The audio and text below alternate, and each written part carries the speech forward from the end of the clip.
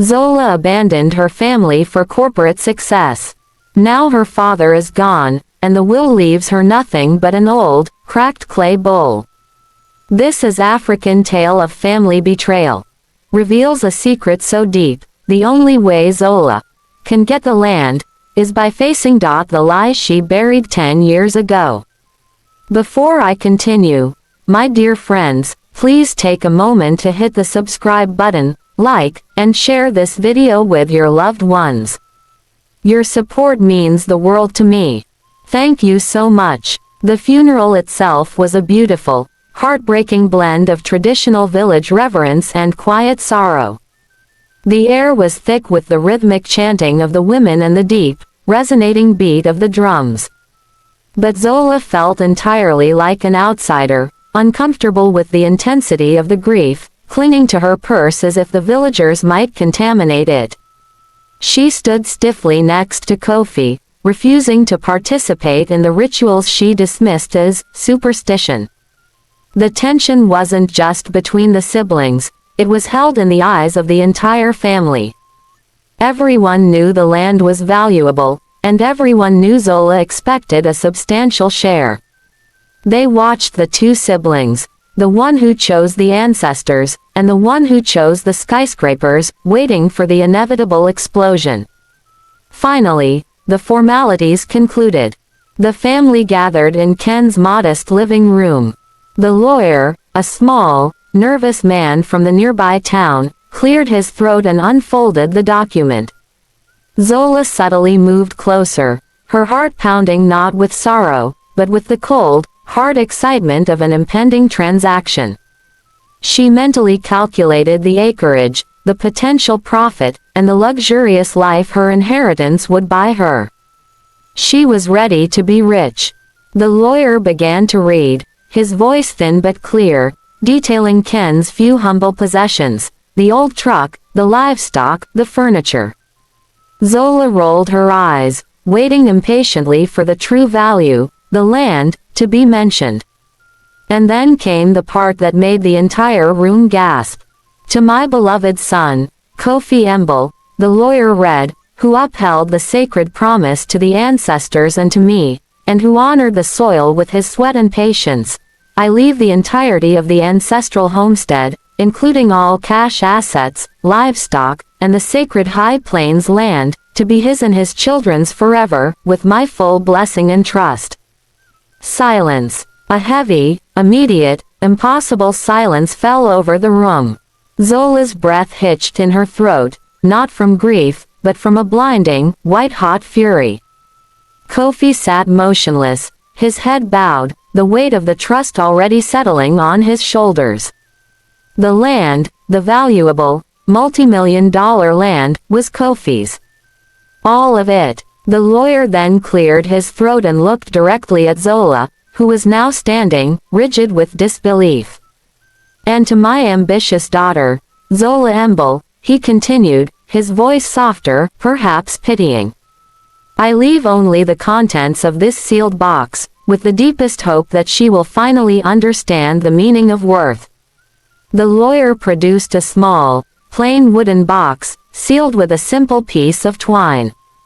Zola snatched it, her hands trembling not from emotion, but from pure, unadulterated rage.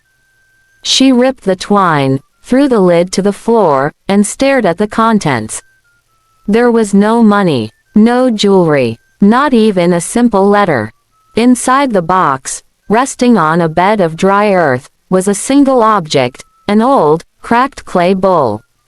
It was unremarkable, maybe a foot wide, scarred by age and use, and clearly mended years ago with a dark, clumsy patch of what looked like hardened tree sap. Zola's vision swam. Her fortune, her triumphant return, the recognition she felt she deserved, all reduced to a piece of useless pottery and an empty promise. The quiet tension in the room snapped. Zola stood, tossing the bowl and the note onto the table, her voice dangerously low but carrying enough force to silence the hushed murmurs. She pointed a manicured finger directly at Kofi. "This is fraudulent," she hissed, her eyes like chips of ice. You manipulated him, Kofi. Kept him isolated here, away from my calls and influence. You preyed on a sick, old man to steal what is rightfully mine. This land is not just Kofi's, it belongs to the family. And I am the one who can actually monetize its value, not some farmer in an empty village. Kofi finally raised his head, his gentle eyes meeting her furious ones. His response was quiet, measured, and utterly devastating. The land is sacred, Zola. It is not for monetization. And father was wise until his last breath. He made his choice with a full heart, knowing the cost. The high springs, they hold a truth you forgot long ago. The will stands. The land is mine. The choice, and the bowl, are yours. The lawyer, terrified by the family feud, quickly gathered his papers and slipped out. The room was divided. Some pitied Zola's obvious greed, but many others felt the deep injustice of the elder son receiving everything. The drama had begun, and the stakes were higher than anyone realized. Later that evening, the air still humming with unresolved anger, Zola found Kofi alone by the fire pit, staring into the flickering embers. She approached him, dropping her aggressive posture, trying a more manipulative tactic. Kofi, we need to be practical. That land can buy both of us a good life. I can get you a share, and you can still farm a portion. We can fight this, brother. Just admit you swayed father's opinion. Kofi didn't look up, but his voice remained steady. There is nothing to admit, Zola. The only thing I swayed was father's loneliness. I gave him my time. He gave me his trust. But if you think I stole from you, why didn't father just leave you nothing?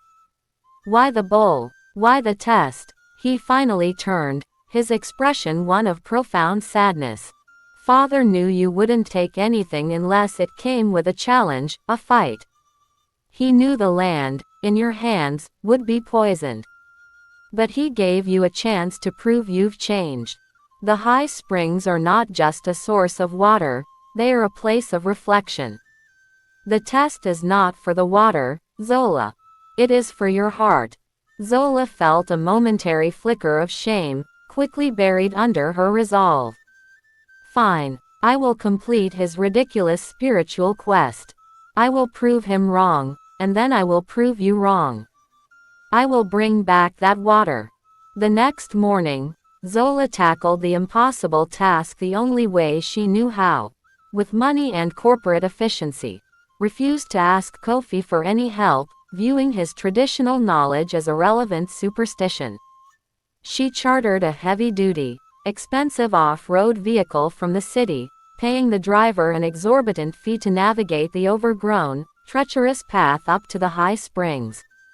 She packed high-tech gear, satellite phones, and military-grade bottled water, everything except humility. As the truck roared to life, kicking up dust and scattering the local children, Kofi watched from the porch, shaking his head. Zola saw his disappointment but interpreted it as jealousy.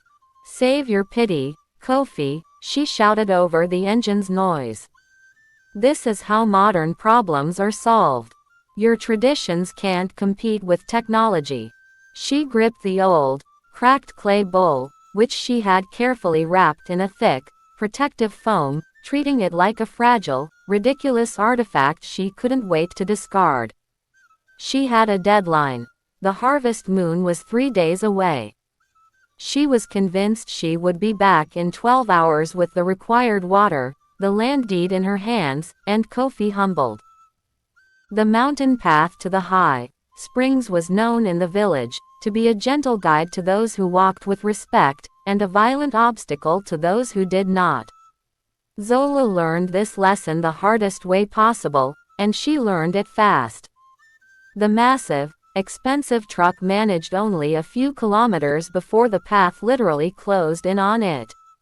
There was a sudden, unexpected rockfall, a cascade of heavy stone that blocked the way completely. It wasn't an accident, It felt deliberate, almost like the mountain itself was rejecting the noisy, arrogant intrusion.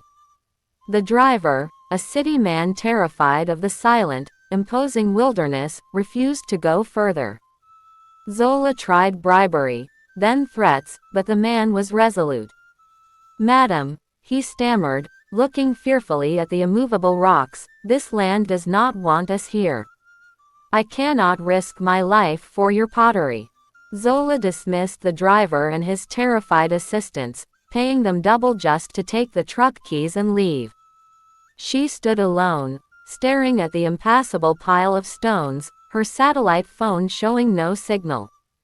Her high-tech gear was useless. She was stranded, miles from the village, with the clock ticking toward the harvest moon. She slumped against the leather seat, the shame hitting her like the midday sun.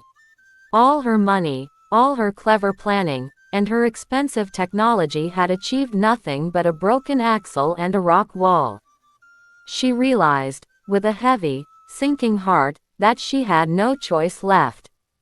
She had to walk. She had to use her feet, her strength, and her memory, the very things she thought she had outgrown. Exhausted, humiliated, and covered in fine red dust, Zola stumbled back to the village the next morning. She tossed the keys to the abandoned truck at Kofi's feet. "Your magic mountain won, Kofi," she muttered, utterly defeated. "I failed." Kofi didn't gloat, didn't even pick up the keys. He simply pointed to the cracked clay bowl, which Zola was now carrying awkwardly in her arms. "You did not fail, Zola. You simply used the wrong tools. The springs demand respect, not noise. You must go alone, and you must go in silence." He walked over to her and gently pointed to the clumsy patch of hardened sap on the crack. "That patch is the strongest part of the bowl, Zola. It has held things together for many years, but it's not perfect. It will not hold water unless it is carried with the most gentle hands and the most humble pace." He paused, his gaze softening. "Go back, Zola. Walk the path as Father taught us when we were children. The test is not about the water. It's about the journey." Zola felt the sting of her brother's simple, undeniable truth. She took a deep breath, shed her expensive, ruined shoes, and started walking back toward the mountain. This time, there was no engine, no driver, and no technology. Only the silent, hot path, the old clay bowl, and the mounting weight of her decade-long secret. The slow journey up the mountain was Zola's first real taste of humility in years. Every step was painful. Her feet, used to soft carpets and high heels, protested against the rough earth. The sun beat down mercilessly, and she quickly ran out of the water she had brought. She realized how completely dependent she had become on convenience and how profoundly disconnected she was from the earth that had raised her. As she walked, the rhythm of her steps and the silence of the wilderness began to chip away at the walls of pride she had built. She wasn't just walking a path, she was walking down memory lane.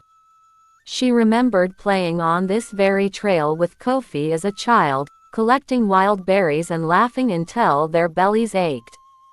She remembered her father, Ken, teaching them the names of the trees and the sound of the wind through the tall grass. The more she walked, the more her thoughts turned from the land deed to the man she had lost, and the secret that had truly separated them. She had always blamed her father for not understanding her ambition, but out here, stripped of her corporate armor, she began to realize her ambition had been built on a lie. The memory hit her with the physical force of a boulder on the path. It was 10 years ago. She stopped dead, leaning against the trunk of an ancient, thorny tree, the vision so clear it felt like was standing in their old hut again. She was 17, yes, but she wasn't ambitious, she was desperate.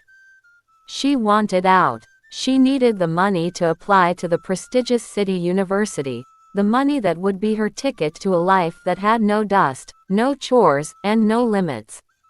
And where was that money? In a rusty tin, hidden beneath a loose floorboard in her father Ken's room. It was the entire initial funding for his community farm, the startup capital he had worked years for, the dream he had spoken about since she was a child. Zola, convinced she deserved a better life than the village could offer, had meticulously planned the theft. She told herself she would pay it back tenfold when she was a successful executive. But as she lifted the floorboard and took the heavy tin, her hands trembling, wasn't thinking about repayment. She was thinking about escape. She left a fake, poorly written note saying, had found a scholarship and was leaving immediately. She fled the village the next day, never looking back. And her father, Ken, he had known immediately. He had not yelled. He had not told Kofi. He had simply sent her a simple wire transfer to help cover her first month's rent, a sign that he knew, and a sign that he chose her future over his own dream. He had sacrificed his entire community dream to buy her a ticket out. That was the messy secret she had carried, and that was the reason she could never truly come home. Tears began to stream down her dusty cheeks, tears of raw, decade-old guilt. She realized Ken hadn't mistrusted her heart, he had simply understood it too well. He had protected the land from her greed by giving it to Kofi, the one person whose heart was pure enough to guard it. The land was his sacred trust, not her financial collateral.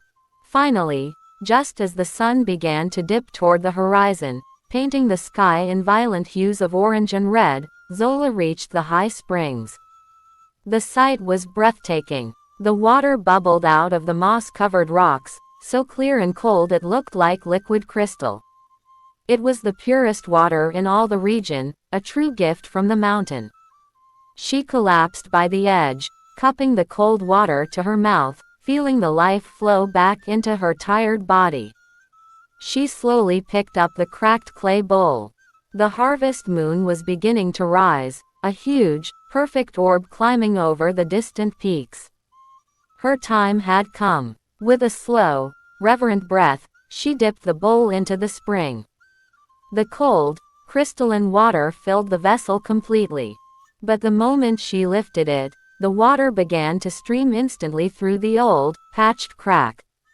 Not a slow drip, but a steady, defeated leak.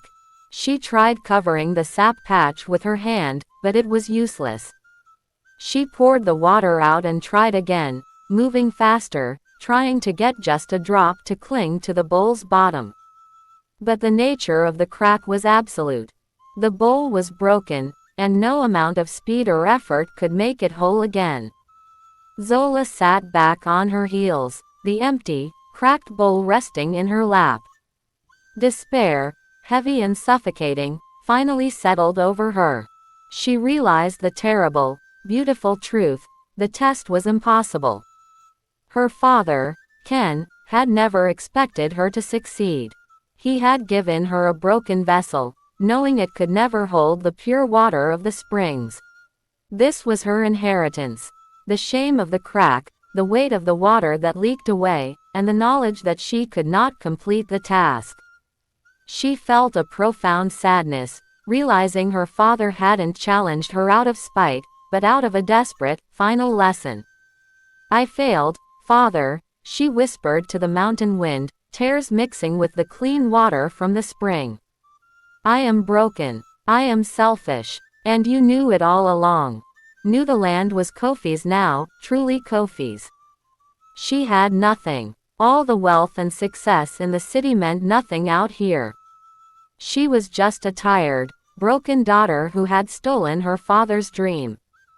Kofi listened to her whole confession in silence, his expression unreadable. Every painful word Zola spoke, the stolen money, the fake note, the decade of guilt, he absorbed it all. When she was finally done, depleted and waiting for the explosion, Kofi did the most unexpected thing. He reached out and gently lifted the cracked bowl from the earth. "You remember breaking this, Zola?" He asked softly, his voice thick with old memory. It wasn't your fault. You were about 7, trying to carry it for mother, but I rushed you. I tried to fix it with the sap myself, but I was clumsy. I made it strong enough to keep its shape, but not strong enough to hold water. Father saw that, too. He kept it all these years. Kofi then picked up Ken's handwritten note. He didn't focus on the purest water part, he focused on the final instruction, do this with an open heart. Father knew you would fail to carry the water, Zola. The purest water from the high springs is not the stream, but the family bond that flows between us. The bowl was broken by a sister who ran away, and it was clumsily fixed by a brother who stayed behind. The bowl was meant to be carried by you, not to hold water, but to bring you back to the one person who loves you enough to finally fix your crack. The true blessing, Kofi explained, was forgiveness. He had carried the knowledge of Zola's original betrayal, and the knowledge of his father's sacrifice, for years. He had waited patiently for the one thing his father couldn't write in the will, the moment of truth. You see, Zola, Kofi said, his voice steady, I don't need the land, but the land needs me. And I don't need your money, but I desperately need my sister back. You came back with guilt, and you walked the path with humility. That is the purest water, the water of truth. And that is what Father wanted you to find. He needed you to see that the real theft wasn't the money, it was the decade you stole from our family. He opened his arms, and Zola finally collapsed into her brother's embrace, the raw, beautiful reality of family love washing over them both. It wasn't about the millions of dollars or the legal document, it was about the years of shame that had poisoned their relationship. Kofi had healed the crack in the family that the father could not. Zola rose, wiping her tears. Kofi, she said, her voice steady now, I may not inherit the land, but I can honor Father's sacrifice. I'm going to stay. I can't farm, but I can build. I will use my business skills, not to monetize this land, but to manage your farm and secure its future for generations. I will honor the promise Father made, even though I was the one who broke it. And that's where our story finds its true ending. Zola Embel, the ruthless executive, stayed in the village. She didn't trade her designer clothes for farm gear right away, but she traded her corporate heart for a humble one. She used her knowledge of law and finance to protect Kofi and the ancestral land from predatory developers, ensuring the land remained a sacred gift, not a commodity. She finally understood what her father, Ken, had always known, that the only real wealth is the inheritance of community, of legacy, and of love. The cracked clay bowl sits on the mantelpiece in the family home, no longer a symbol of Zola's failure, but a powerful, physical testament to Kofi's endless forgiveness. Every time Zola looks at that clumsy patch of sap, she remembers two powerful lessons. First, that betrayal is a debt that only humility can pay. And second, that sometimes, the greatest blessings in life are not found in the perfect, untouched things, but in the things that were broken and then lovingly, slowly, mended by the pure, life-giving water of family. She finally understood what her father, Ken, had always known, that the only real wealth is the inheritance of community, of legacy, and of love. The cracked clay bowl sits on the mantelpiece in the family home, no longer a symbol of Zola's failure, but a powerful, physical testament to Kofi's endless forgiveness. Every time Zola looks at that clumsy patch of sap, she remembers two powerful lessons. First, that betrayal is a debt that only humility can pay. And second, that sometimes, the greatest blessings in life are not found in the perfect, untouched things, but in the things that were broken and then lovingly, slowly, mended by the pure, life-giving water of family. Wow! What an incredible journey with Zola and Kofi. The story of the elder's broken promise is a powerful reminder that the deepest cracks are often mended not by perfection, but by patience and forgiveness. It shows us that true inheritance isn't measured in acres, but in the love we choose to share. Remember Kofi's simple wisdom. The true test isn't about the water, it's about the heart. Now, I want to hear from you in the comments below. What was the biggest lesson you took from this story? Was it Kofi's unwavering forgiveness, or Zola's humbling journey to self-discovery? Tell me. I read every single one. If this story truly touched your heart and showed you the power of family, please take just a moment to give this video a big thumbs up. That simple click truly helps us share these powerful stories of hope and redemption with more people who might need them. And if you don't want to miss our next incredible African tale, make sure you hit that subscribe button and ring the notification bell. Join our community. Thank you so much for watching and sharing your time with us. Until next time, stay brave, stay hopeful, and always choose to mend the cracks in your own life.